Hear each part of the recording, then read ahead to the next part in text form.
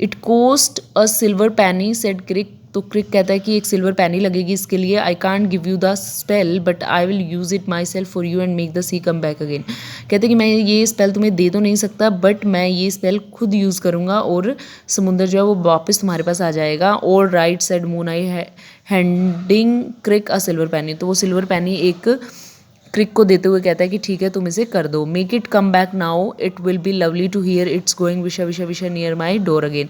कहते हैं कि ठीक है उसे वापस बुलाओ सी को। तो वो जो साउंड क्रिएट करता है विशा विशा विशा वो मुझे बहुत अच्छा लगता है। वो मेरे गेट के पास फिर से डोर के पास में आ जाएगा। It will only come back for a little while. तो वो कहता है कि ये बस थोड़ी देर के लिए आएगा। सेड क्रिक पॉकेटिंग द पैनी। पैनी को अपनी पॉकेट में डालते हुए वो कहता है कि ये सिर्फ थोड़ी देर के लिए आएगा। It will come back slowly and eaten up the rubbish for you and go विशा विशा विशा नियर योर डोर। कहती है कि थोड़ी देर के लिए आएगा, सारा का सारा रबिश खा जाएगा और फिर वही साउंड करते हुए वापस अपने डोर के पास में चला जाएगा। Then it will run away from you. Then it will run away from you again because it does not like your house. तो उसके बाद में ये फिर से वहाँ पे वापस चला जाएगा क्योंकि इसे तुम्हारा घर पसंद नहीं है। Now it was just about the turn of the tide again but of course Moon Eye did not know that.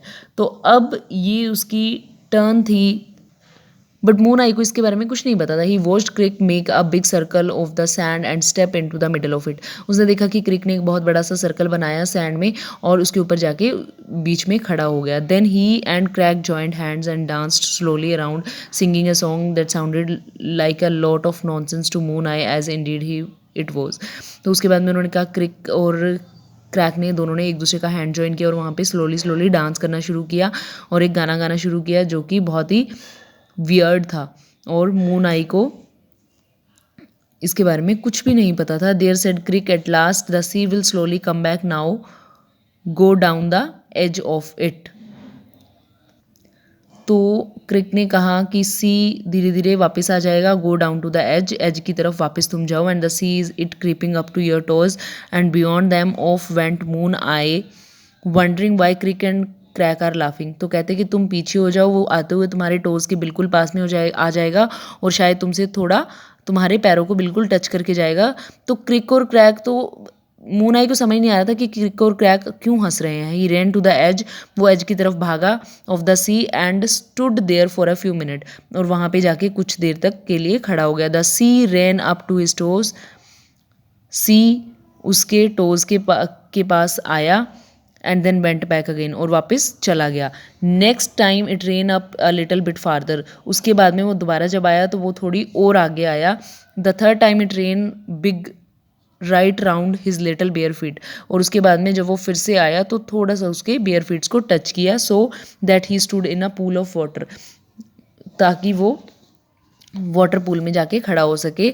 It's all right it's coming back again. कहते कोई बात नहीं है, दोबारा वापस आ रहा है। Shouted Moon Eye to Crick and Crack. Crick and Crack को वो मून आई बोलता है। It's slow but it's coming. कहते ये धीरे धीरे है बट ये आ रहा है। क्रिक एंड क्रैक लाफ्ड लाउडली। क्रिक और क्रैक दोनों बहुत जोर जोर से हंसते हैं। वेंट ऑफ और चले जाते हैं। Moon Eye saw them go to the cottage up on the low cliff. वो लो क्लिफ की उस कोटेज की तरफ जाते हुए उन्हें देखता है। लाफिंग ऑल द वे, सारे रास्ते वो हंसते हुए जाते हैं। ही thought they must be very clever. तो मून आई सोचता है कि ये दोनों बहुत ही चालाक है। But you know what he had really happen don't you. कहते बट यू नो, क्या आप जानते हैं what he had really happen, what had really happen कि एक्चुअली में हुआ क्या है। डोंट यू, क्या आप जानते हैं कि वाकई में हुआ क्या था। So have you got the story कि एक्चुअली स्टोरी में हुआ क्या है।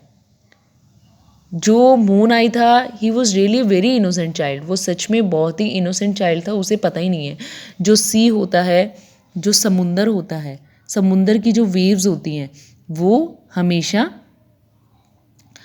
वेव्स जो हैं वो हमेशा आती जाती रहती हैं। वो शोर पे आती हैं फिर चली जाती हैं, आती हैं चली जाती हैं। बट मून आई को इसके बारे में कुछ नहीं पता था। उसके लिए तो इतना सारा वाटर उसने फर्स्ट टाइम देखा था, उसने इवन सी पहली बार देखा था as we have read in the beginning of the story.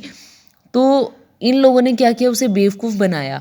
उसके लिए तो उसे लगा कि शायद वो सी उसके पास में आया और वहाँ से जा रहा है, आ रहा है। उसके लिए ये चीज़ बहुत ही सरप्राइजिंग, बहुत ही उसे हैप्पी करने वाली थी। तो उसे लगा कि अगर सी को हमें वापस इधर बुलाना है तो इसके लिए हमें कुछ चार्ज करना पड़ेगा। हालांकि क्या था ये एक नेचुरल चीज़ है ना। सी में वेव्स आती हैं तो वो इधर उधर आता जाता रहता है। इट इज़ नॉट स्टिल, ये स्टिल नहीं है ना, बट इन्होंने उसे बेवकूफ़ बनाया और ये लोग यही सोच रहे थे कि ये इतना इनोसेंट नहीं है, इतना स्टूपिड है कि इसे यही नहीं पता है कि क्या है कि सी में वेव्स होती हैं, इसकी वजह से वो इधर उधर होता रहता है, इधर उधर आता जाता रहता है, इट इज़ नॉट स्टिल।